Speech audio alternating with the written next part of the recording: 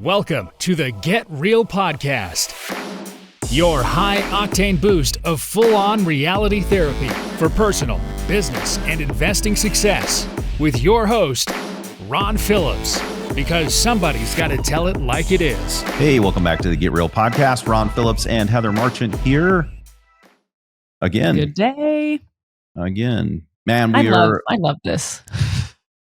We were just talking to somebody the other day about doing this. We had talked about statistics and some things like that we had learned about the show, which, my gosh, thank you so much for listening, sharing.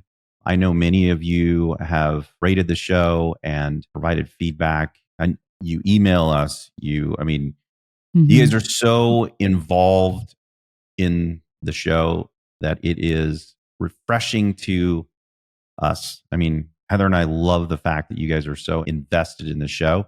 And because of that, you've made us one of the top rated shows in the world, which is mind blowing. I mean, we kind of my mouth was hanging open when we have a company, a fantastic company that puts the bumpers on and does all the production and then sends these out to all of the different sites wherever they go.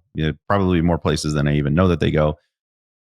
And man, when they were telling us the stats on our show, we were floored.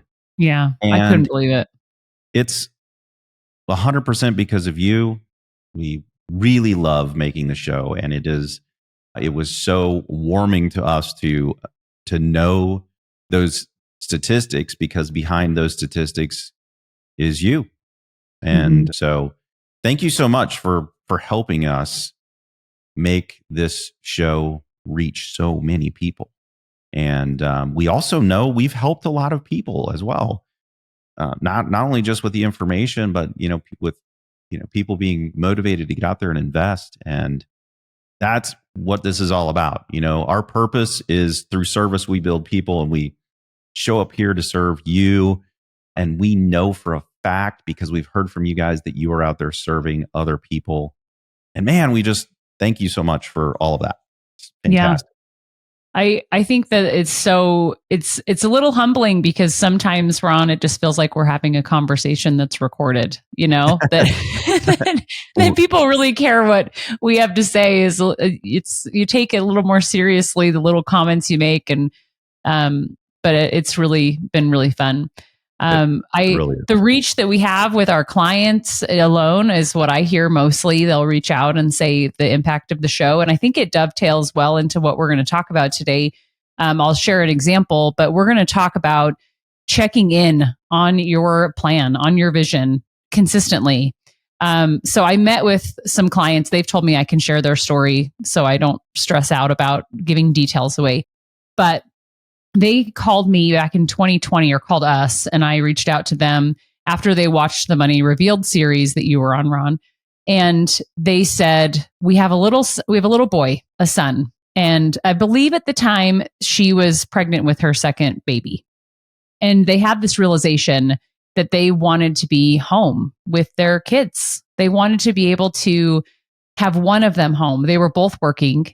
And I'm sure we're going like daycare and all of those things that happen when you're both working and you have a young family, and also just wanting to be with them, right? And so they said that their goal was that she would continue working long term and that he would be able to leave his job. And I got so invested in that. Like, when you hear the why behind why people invest, and the deep why, not just like, because they could have said, we want cash flow, because they did, but they wanted cash flow as a means to be able to let him be home with their boys. So fast forward to just probably 3 weeks ago, I called them because I'm going to be going through their city in this summer. And I wanted to let them know. I had a couple things to talk to them about, but I said, hey, I'm going to be there. And they said, where, when? Like, tell them we're putting it on our calendar, because I consider them friends, having known about their lives and their vision. And they now have a third baby so they have 3 boys, just born a couple months ago. So I was congratulating them on that. And he said to me, Heather, this is the year. And I said, huh? Like, what? And he said, this is the year I'm quitting my job. Like, we have enough property now. They've focused and they've worked really hard. But they said it's going to happen, and we're so excited. And they just were so grateful, and I felt grateful to be a part of it, right? But they've put in the work, and they've put in the focus, right? There's a lot of things to focus on. So I think sorry, you just reminded me, because they listen to the podcast. And congratulations, guys, because that's a huge milestone. And man, there's so many people out there who want to do that, and you did it. And you did it. And there's just a host, there's a small army out there working to help make that a reality. And when we get to tell that small army the stories of the people who they're going to battle for every day, it makes the tough days not even bearable. It makes them positive. Because believe it or not, we do have rough days in our company. Like we have rough days, man. And occasionally, when you string a few of those together, sometimes Heather knows, like sometimes I'll call Heather up and I'm like, man, I so today want to light a match, throw it over my shoulder, and just be done. And it's true. It's inevitable. It's about that time when I'm about ready to light a match and throw it over my shoulder to the gasoline that I've poured on a pile, that somebody calls and thanks us deeply for just helping them. Listen, they put in the work. They're the ones who, this couple saved the money, and they're the ones who invested the money. And we're grateful to be a part of that journey for so many people. But like Heather said, it all starts with a plan. Like there's no way they could have done that without a very carefully written out plan that was executed. And that's the piece that I think so many people don't. Like some people even get through the planning phase. Some people set out without a plan and they fail because they didn't have a plan and they didn't know where they were going. Some people have a plan and they just, for whatever reason, can't execute it. Those two things are the critical pieces: having a plan, knowing where you're going, and execution. And then, making sure that you're on track. And so that's what we want to talk about today. We've been talking about it, but now we're going to talk about the kind of the nuts and bolts of why this is important. We talk about vision and planning and all kinds of stuff. Yesterday, I was recording a video that I'm going to post on Facebook and Instagram about why people have by this time of year, people have just failed on their goals. It's like the vast majority of the people who set New Year's resolutions and goals at the beginning of the year have forgotten even what they were by this point of the year. Most of the people have forgotten. And if they were going to go to the gym, they've already, like, they've paid their second month, but they haven't gone. Like they went for a week and a half, 2 weeks, and they're done. By this point, if I had to go to a public gym, it would be back to normal. Yeah. There would be maybe a handful of people who would be new to the gym and actually would stick, but the masses that pile into the gym in January would all be gone by now. It's every year. Thank God I don't have to deal with that anymore. But every year you'd see them come in, and I would look at the people and I'm like, I wonder which ones it is that is going to actually make this. Yeah. Who's going to stay? Who's going to, and in my mind, I'd make bets, just by watching them, how they'd work. And you just see the numbers like dwindle. And then literally there's like a handful of people left. Yeah. So in order for you to be one of those people, A, you need a plan. B, you need execution. And the execution has to be an ongoing execution, right? So Heather, let's talk about the wealth planning process. Like, how does this work? And let's go through it kind of a little bits by bit. And then ultimately it ends with a review, a consistent review, so that we stay on track, right? Yep. The wealth plan itself is actually really simple, but it takes a bit of time because most people don't sit down and ask these questions or discuss them with their spouse. That's actually really surprising, not to us because it's pretty normal, but to our clients, it's kind of alarming that they have never thought about it. It's really interesting. So questions like, why, what do you expect? And what are you wanting to get out of this? And, and they're like, well, their initial knee-jerk reaction as to why they called us is like, well, I want to invest my money. I want passive income. And I'm like, no, that's a means, right? Like, what do you really want out of this? So diving deeper into that and spending the time with someone like a third party, which would be us, to be able to ask those questions, restate what you're saying, help you be able to arrive at that vision of what you're wanting to accomplish. And that's probably one of my favorite parts of meeting with people.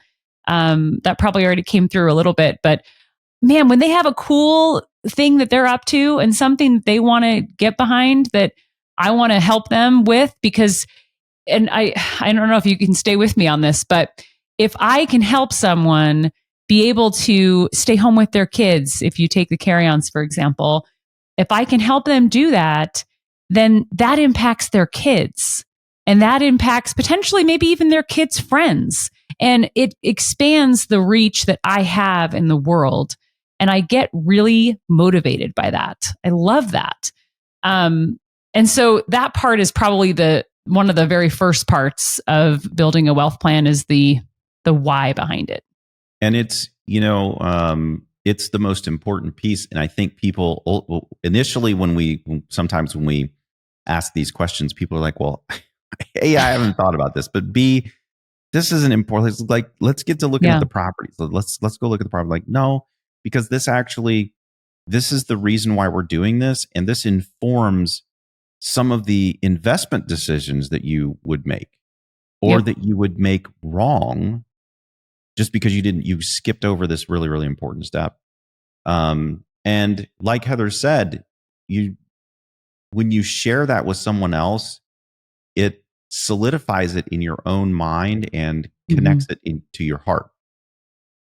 Most of the time, people don't realize how deeply connected the money is to something that they really, really desire. Yeah. You can probably relate to this. You've probably done this in your life where you've skipped over the real deep intentional piece to get to the how-to, but the how-to is not fun.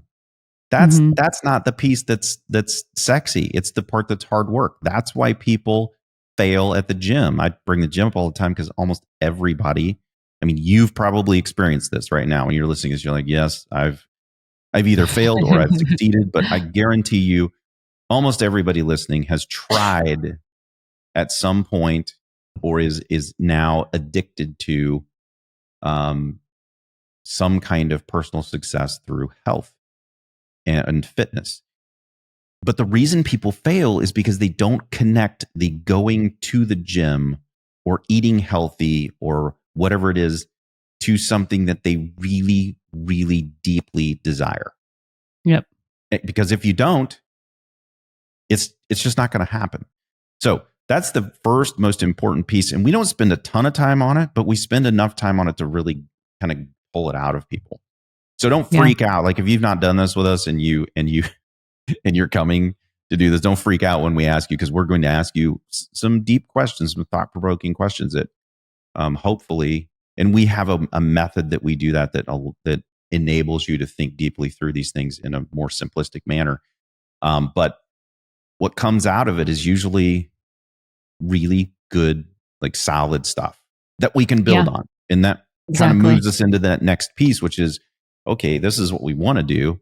Now let's isolate what's the gap.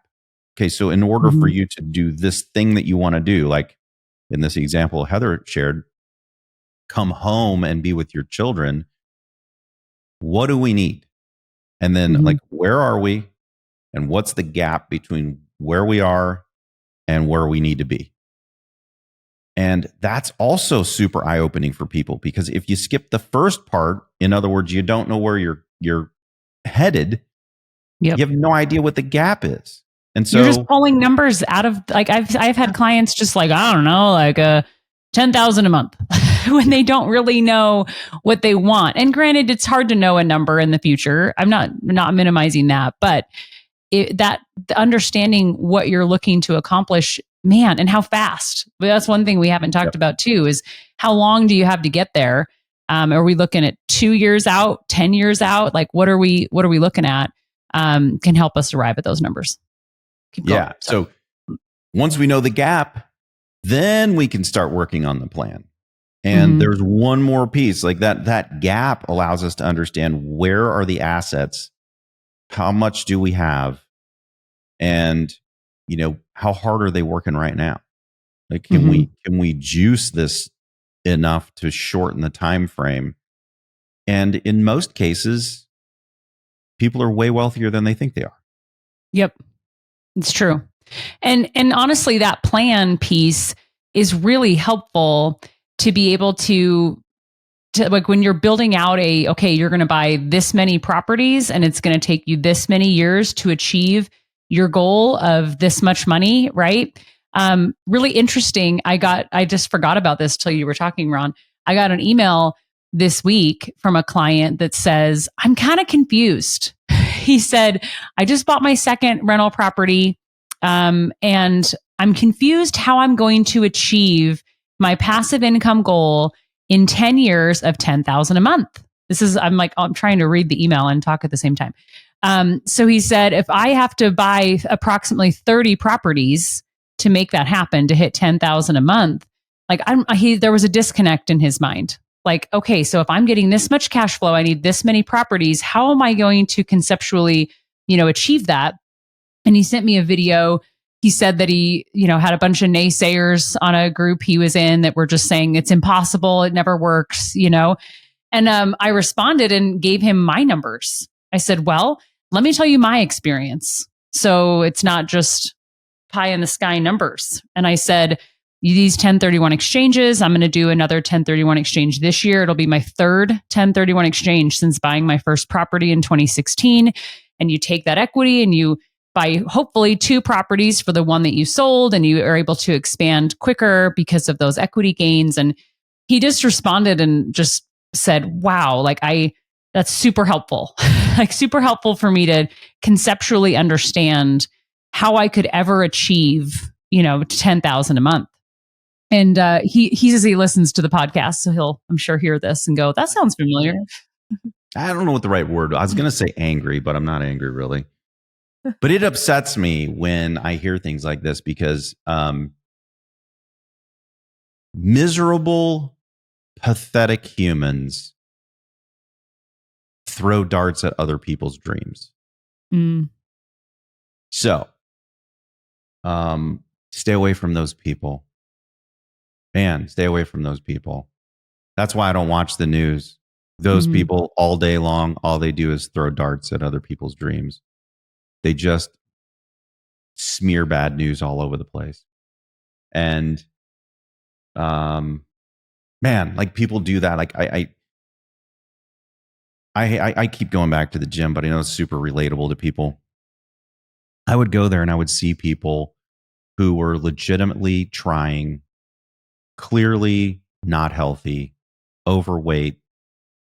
And there are 2 types of people at the gym. There are people who look down on other people who are trying. And then there are people who high five those people. You want to hang out with people who are high fiving the fat person at the gym. You do not want to be around the people who are laughing at the fat person at the gym. Yes. And I mean, like, there's so many videos out right now because of all these stupid influencer people that do videos at the gym, and you can see them laughing at other people at the gym because they don't know how to use the equipment or whatever. That's the fastest way to destroy someone's dream of fitness, is to make them feel less than when they're at the gym. So whatever forum that you were in that was making you feel like it was impossible for you to, in 10 years, change your life, man, I would really encourage you to leave that group. You don't need to be around negative people. Find another one that's uplifting, that encourages you. Because like you heard from Heather, through personal experience, and there's thousands of other people who have the exact same experience. People can do this. Absolutely. Is it challenging? Is it hard? I mean, we go through that on the show. Absolutely it is. But it's worth it. It's worth it. And you can, even if you have, I mean, if if Heather shared her experience, I know she shared the part where this property sucked because she has one. I mean, I've looked at it. It literally sucked. I mean, Yes. it was one of the worst performing properties I think I've ever seen in my life. It's horrible. But all of the other ones performed so well. It's not like it didn't matter, because I know it mattered, but it mattered less. Yes. And it didn't take her off of her goals to get where she's trying to go. And the same thing can be true for you.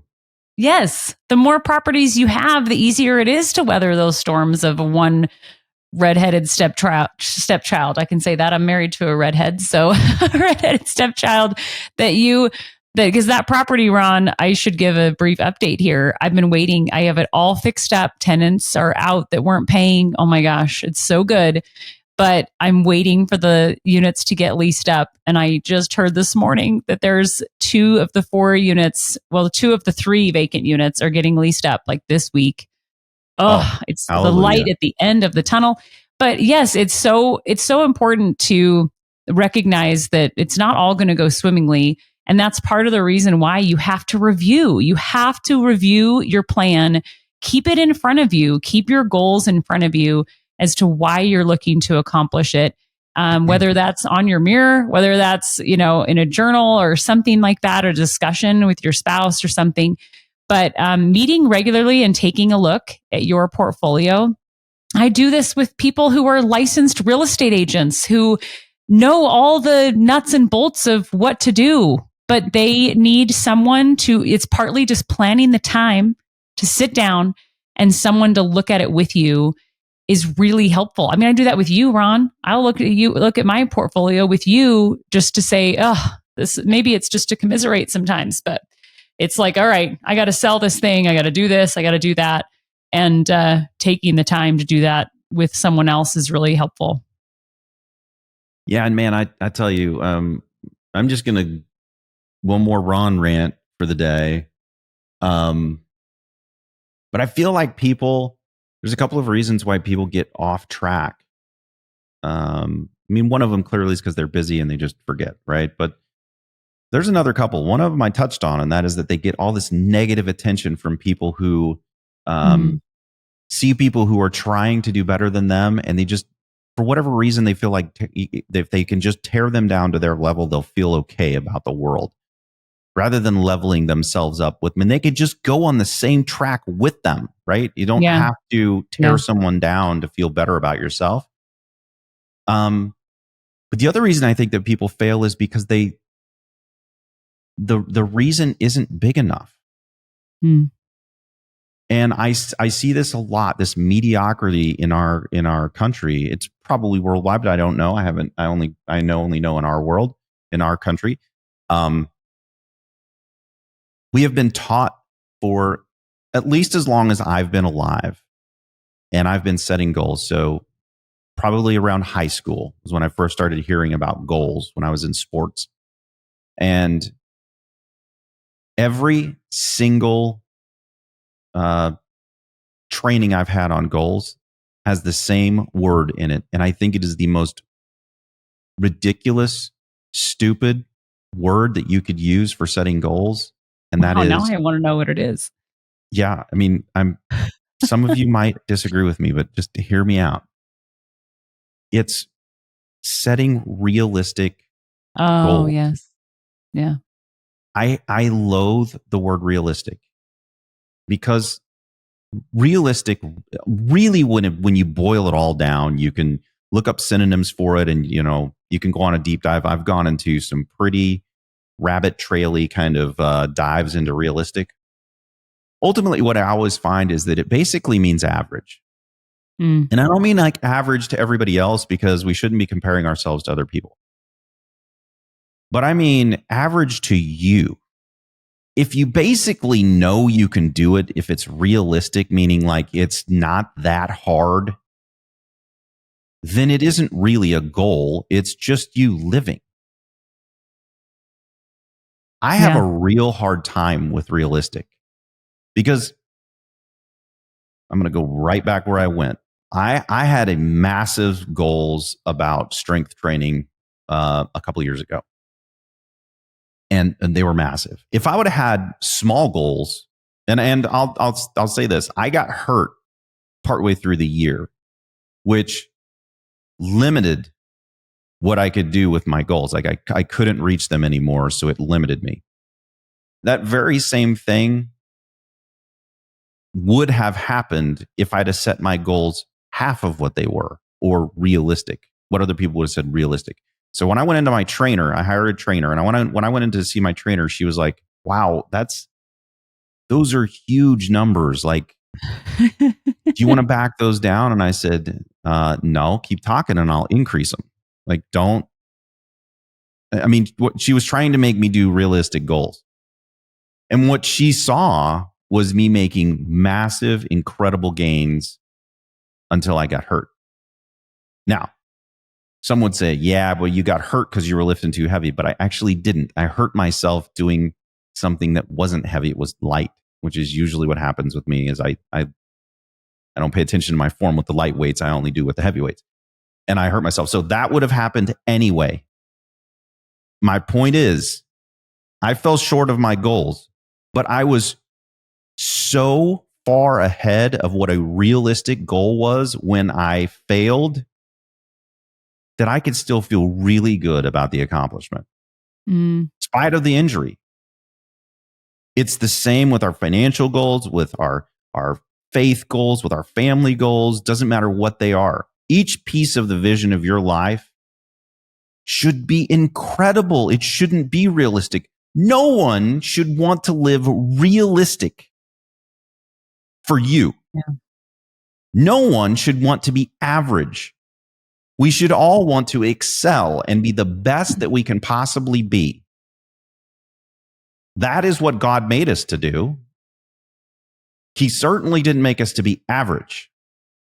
So, setting realistic goals, or like what Heather was talking about earlier, finding out what it is that really is driving you to want to do a certain thing, needs to be big enough that you can walk through the crap that is inevitably going to get in your way. Yeah, for sure.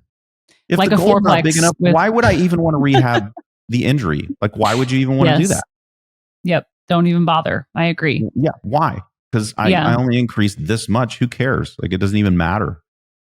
Yeah. But it agreed. did matter to me because my goals were massive, and I still went for them after I rehabbed. So those are the things I think that really trap people in this whole deal.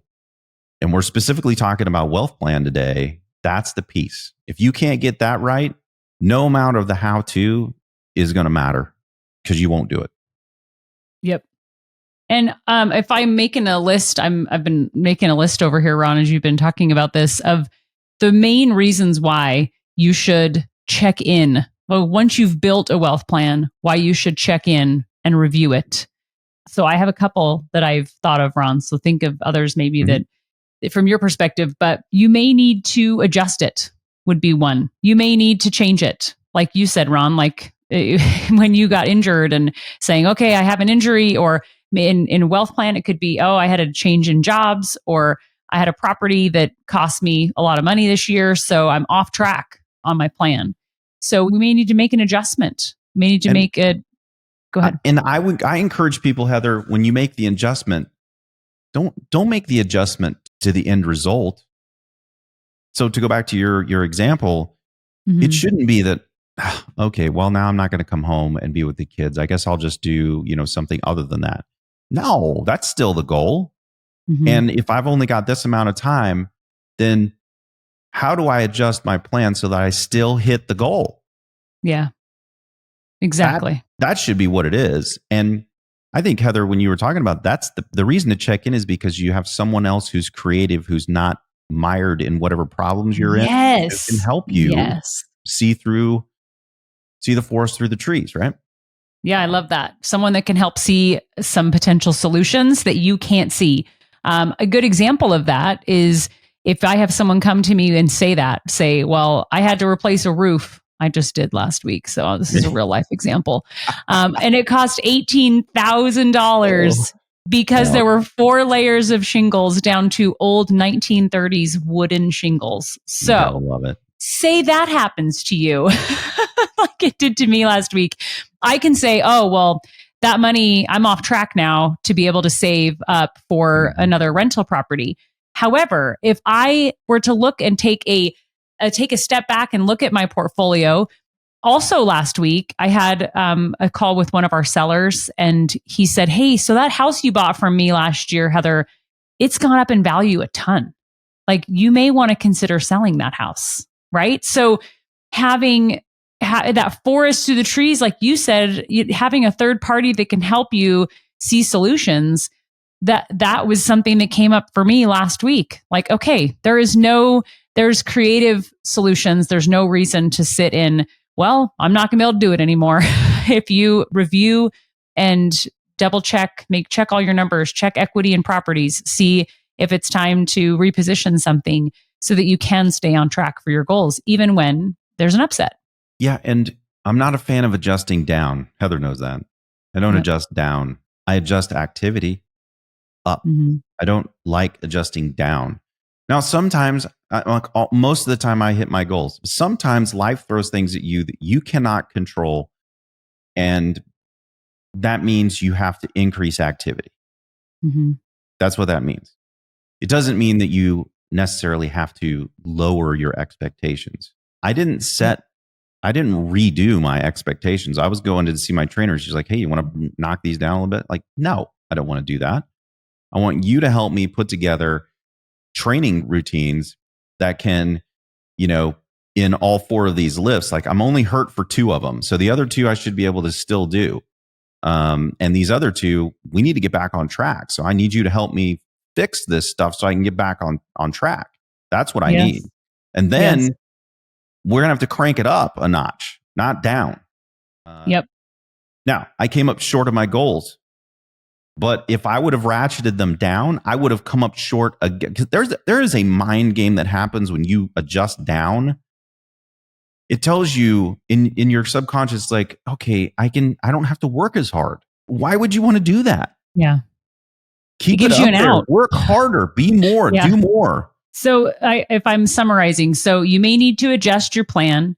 You don't want to miss the boat. Like, you can, if you meet with us and do an annual review, for example, and we review your plan and a property was up in value, like one of mine was last year and is down 25,000 this year. If I sold it last year, would have been better off, right?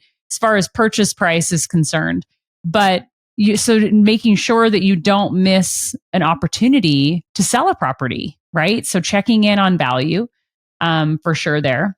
I also put down refocusing, making sure you're reconfirming that why of why you're doing it. And if it's changed, maybe your why has changed. That happens, if there's different circumstances in your life and now you want the passive income to support your parents who are aging, or, there's just different life circumstances. So those were my main takeaways, Ron, as the reasons why you need to revisit a plan, that third party to help you be able to see opportunities.